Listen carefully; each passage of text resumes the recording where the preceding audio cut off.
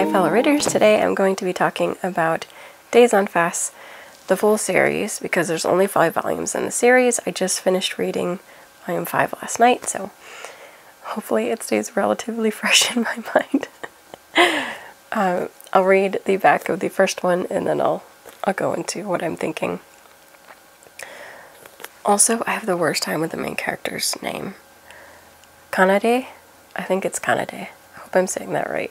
Sora has never been to a music festival before, but when her friend Atoha lures her along with the promise that her favorite band will be playing, she finds herself having more fun than she ever imagined. And if one small show is enough to hook her, what might a huge overnight event at a major venue be like?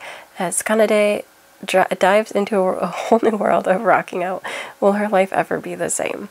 And essentially that is what it is for the whole 5 volumes. It is literally the girls, as well as Atoha's older brother, who runs a little coffee shop, and his employee, Ritsuru, I think was his name, going to fests, just different music fests, and how it impacts their lives and their choices for what they want to do in the future. And that's like the whole thing. But it's really nice and fun, and it gave me a lot of vibes of me being a huge music fan and going to different concerts. A lot of that. I feel like in the States we don't do as many of the fests anymore, but in my more youthful days there were some fests, and of course, you know, after COVID a lot of things changed, so we're only now like really getting back into the whole thing. But now it's much more common to have like just the big headliners touring around in the area, and not as much of like the fest. But I have been to at least one in my life, and it's totally fun because you can walk to the different areas and, you know, see different bands, and it's just really fun. I think if this is what it's like in Japan, like that's totally awesome. Like I think these fests are even better than ours. Like the food sounds better. I like that they can camp out.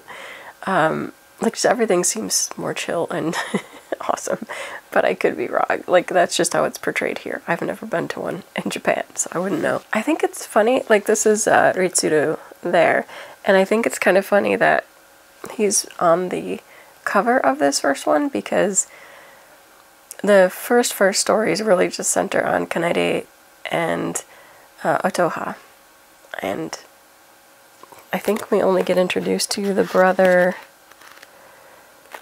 later.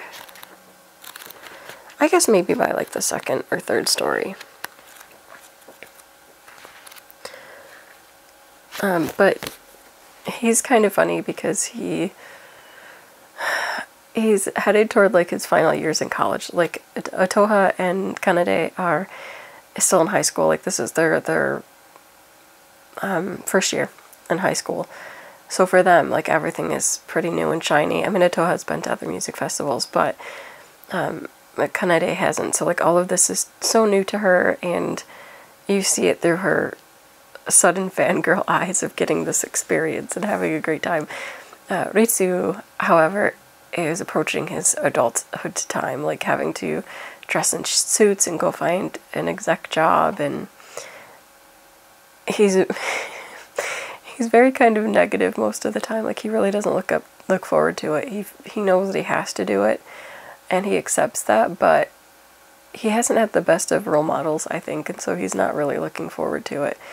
But he's kind of a fun character in that sense, because he sometimes seems like grumpy and quiet, but he has a pretty good story, which does come into play further down in the series, that shows like his whole backstory. The same with Gaku, Atoha's older brother. You see how he got to own the cafe and what his past story was, and like getting into festivals. So you get like the origin story. I think you do get Atoha's origin story too, but hers was mostly just like, I think her brother invited her when she was in like middle school. Anyway, hers isn't as exciting, but with like Gaku, you see like how he got drawn along from the original cafe owner, and how that impacted him. And then Ritsu Ritsu, yeah. You see his origin story too, and how he ended up with it. And his is a bit sadder of a story, to be honest. But they're all different perspectives, but all very engaging, and makes them more balanced. There's another character who comes into play later who has a huge crush on Kanade. Huge. He's so obsessed with her, and he's a musician, so like he invites them along to... I think they were contemplating going anyway, but he's like, no, you gotta come. I think they were nervous about going because it was more of a festival where you go into like different bar areas.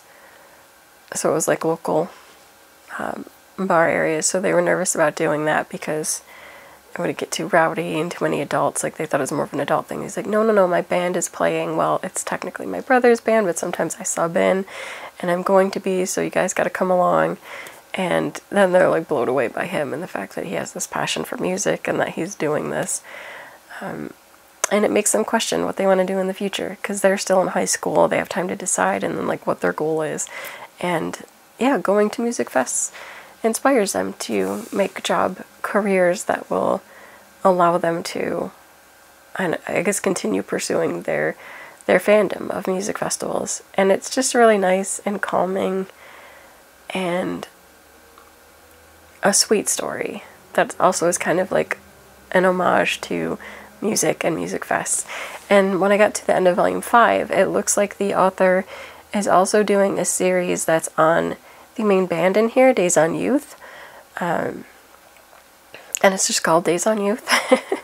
But it's like the story of that band. And there's a side story in one of the volumes that is like the origin story for the band Days on Youth. And so imagine like they took that story and now they're like making a comic for it. But I don't think it's been published as like manga. I think it's just published digitally.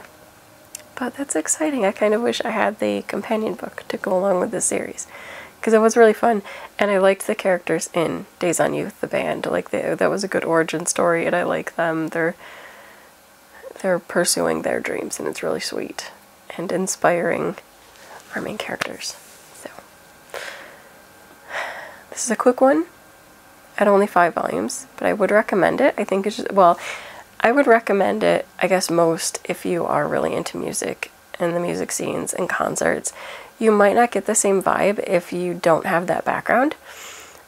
Like you might just be like, I don't get it. But I don't know, for me, it struck a nostalgia chord in me. I'd be not that my time of going to concerts over, but it just reminded me of like how I've been brought up and how music's been around me my whole life, and having musicians in my family, and I like it.